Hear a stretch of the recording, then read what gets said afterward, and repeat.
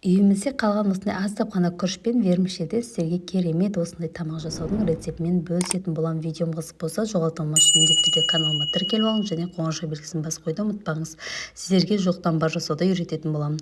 Қызып тұрған майымызға вермишельімізді салып, қызарғанша қуырып, алдын ала жуып алған күрішімізді үстінен салып, татымына қарай тұзымызды салып, тағы да бір-екі араластырып, кішкене қуырып алатын боламыз.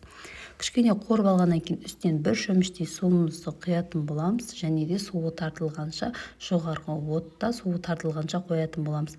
Кемінде 5-10 минут шамасында өте тез піседі.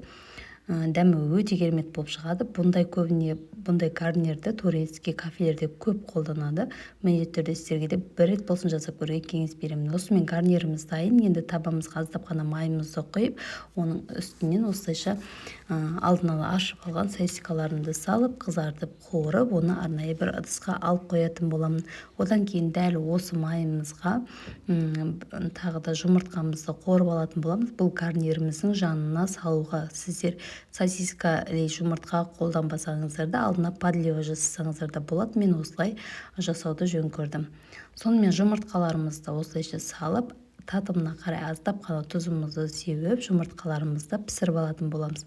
Жаңағы дайын болған гарнирімізді алып, жуылған пиаланың ішіне осылайша видеода көрсетілгендей салып, осылай форма беріп дөңгелектеп аласыздар. Не болмаса өздеріңіз қалауларыңыз бойынша салсаңыздар болады. Мен осылайша дөңгелек пішін беріп салғанды жөн көрдім. Достар, каналыма кіріп көрсеңіздер болады. Каналымда осындай пайдалы рецепттер өте көп.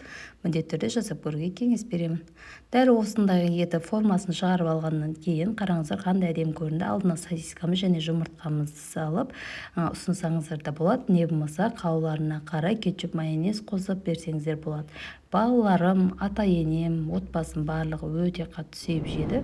Міндетті түрде жасап көріңіздер. Видеом ұнаған болса каналыма тіркеліп және қоңырау белгісін басып қоюды ұмытпаңыздар. Назарларыңызға рахмет. Сіздермен бірге болған Алмагүл.